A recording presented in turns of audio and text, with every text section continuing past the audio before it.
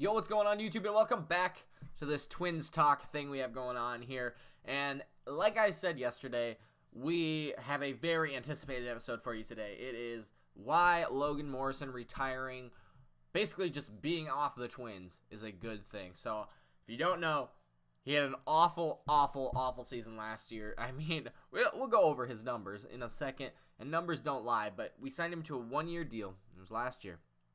And after the season ended, free agent, cut him. We're like, nope, we don't want you coming back. And obviously, they had good reason why. But there's also a couple of good things that came out of it, which is why I'm saying, why? I mean, it's not just Logan Morrison sucks, which is why it's a good thing we're not taking him back. But there's a couple other good reasons why this was a good thing. And it kind of benefits everybody, the Twins organization, me as a fan, other people. But let's just jump into it. Looking at his season stats from last year, they were bad. And, you know, this is a guy who's 31 years old now. He came off a fantastic season in 2017 with the Rays. And, you know, he's 29, 30 years old at the time. And we're like, wow, you know, this guy can hit. He's a power hitter. We need him. It's going to be good. Like, this is a guy we need on the Twins. And obviously just fell apart. So the backstory to Logan Morrison is, you know, came into the league, had a pretty good first couple of years. Wasn't a fantastic all-star player, Nelson Cruz type of guy, but he was, you know, he's a big power hitting guy. He is really a perfect platoon guy. I don't want to say platoon because it's not righty-lefty with Joe Mauer at first base, but, you know, Joe Mauer was this contact guy. He was really he was the best two-strike hitter in all of baseball, basically. And, you know, Joe Mauer played catcher for several years. And, you know, basically the only place we could put him is first base. So we have this guy, Joe Mauer, contact hitter, not going to play every day, or not going to be out on the field every day, you know, getting older. You know, just he had a concussion. You know, we're not going to play him every day. It was a great idea to go pick up somebody else. And somebody else like Logan Morrison who has power, we can substitute in.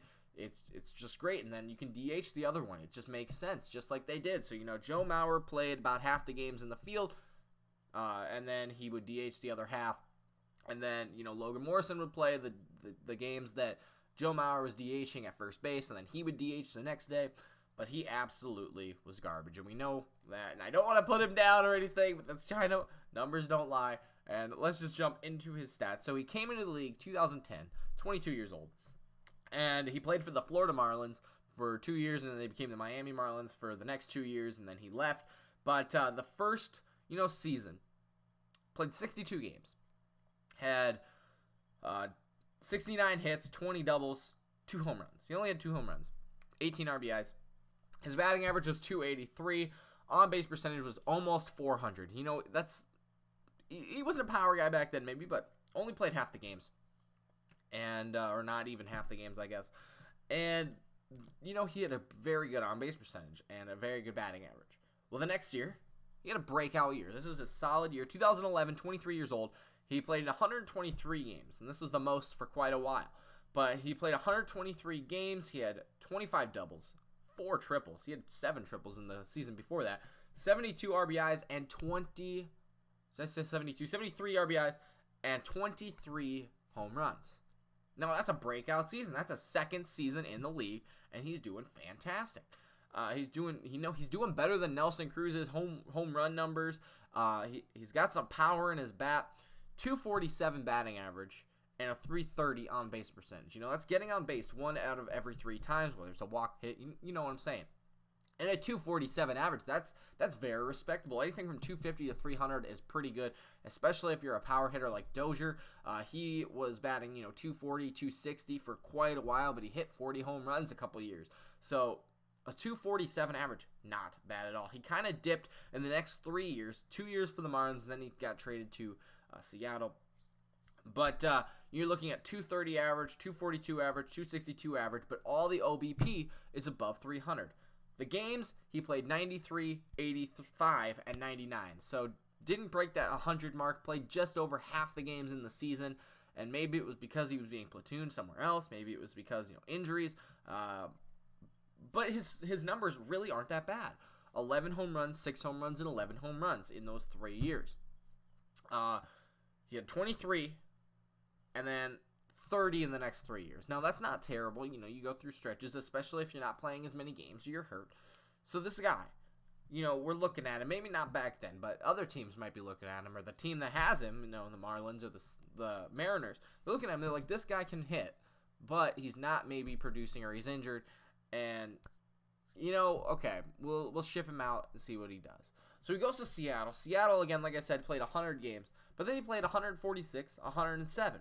He hit 17 home runs and 11 home runs, like we just said, in that last season. So, he's hitting, 40 home runs now in 2 seasons. That's not bad again. Again, OBP above 300. 225 average, dipping a little bit, but it doesn't matter. He's hitting home runs. He's not playing every day yet. Still around that 100, 150 game mark. Then he gets traded to Tampa Bay. Tampa Bay, he actually plays 107 games, 149 games. His home run totals are 14 in the first year and then 38 in the second year. This is a 29-year-old monster right now, smashing home runs almost every game. He had a lot of strikeouts this year, but he really turned the knob, and he just went, we're going to hit some home runs. Struck out a lot, but that doesn't matter. His OBP was still 353 with an on-base, with a batting average of 246. Again, right around that I would say is great numbers. So the Twins are looking at him. They're like, okay. We have Joe Mauer at first base. We have Miguel Sano, who's a power hitter. And is that it? Oh, my gosh. That might be it.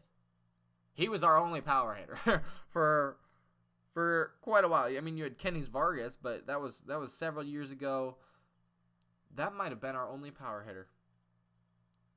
And then Dozier, I guess. Dozier counts. But if you're looking at that, you're like, wow, the Twins don't have any power hitters. Miguel Sano was hurt for half the season. So, he's struggled. He's had injuries. He's had problems as well. So we're looking at him. We're like, okay, this guy hit 38 home runs. We need to go pick him up. And we do. We go pick him up. We're going to be like, hey, we can platoon him at first base. We can use him as a DH. We've got a plan. We can put him in the game, and he will produce for us. Well, here's his stats for this year. 95 games played. I think he was injured for just a little bit again this season.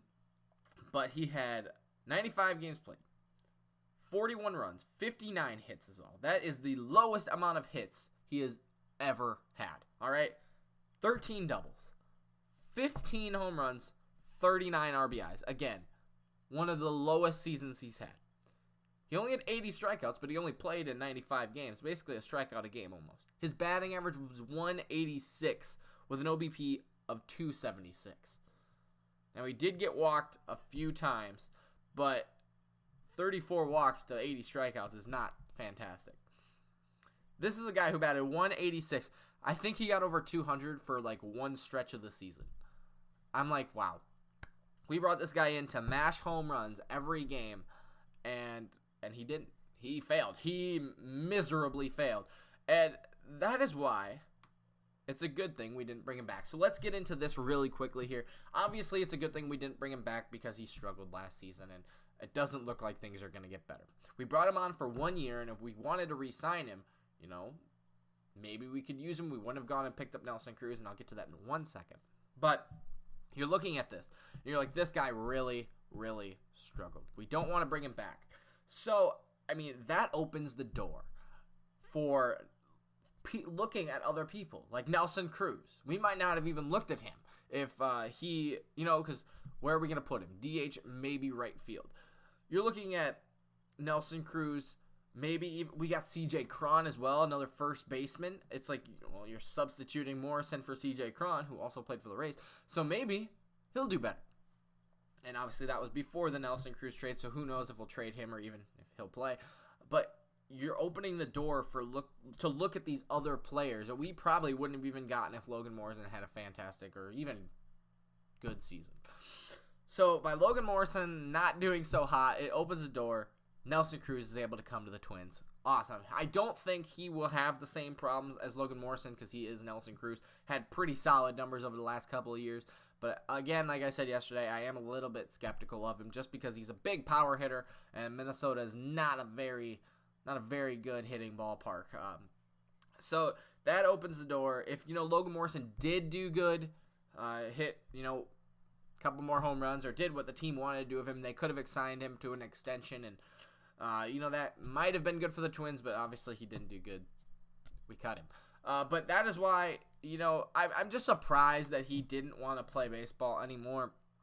Like I said, he's only 31 years old. He could have had 7 seasons, I think, left with another team, but I don't know if it was just, the chemistry wasn't good, the batting wasn't good, or just struggle, if he had injuries that he didn't talk about or anything. But, just to look at him as a player in the past couple seasons, and then now something changed or something went wrong, and it's just sad to see him go, but, you didn't produce. Sorry. We got to cut you. Like I said, though, I'm just surprised nobody else wanted to pick him up, but it's totally understandable, I guess, if, you're going to struggle that much. So, it's a really good thing that he's off the team. We got Nelson Cruz now. Hopefully we'll be a little bit better, because Logan Morrison was the biggest struggle of 2018, absolutely, and no doubt about that. But we're looking ahead, bright future ahead of us. Nelson Cruz is on the team, and Logan Morrison is at home, maybe watching the Twins on his big flat screen TV or something, and he's probably enjoying life. Got plenty of money for it, so that's all I got for you today. Let me know what you guys think about Logan Morrison retiring. He had a good season, then came to the Twins, kind of sucked. Was it the Twins curse? Was it Logan Morrison just struggling? What do you guys think? Was this a good thing that he retired and wasn't good, so we could go pick up Nelson Cruz or CJ Cron or a bunch of other trades that might not have even happened yet? So what do you think? Let me know down in the comments below. That's all I got for you today. Thanks for watching. Make sure to come back tomorrow. We'll see you then.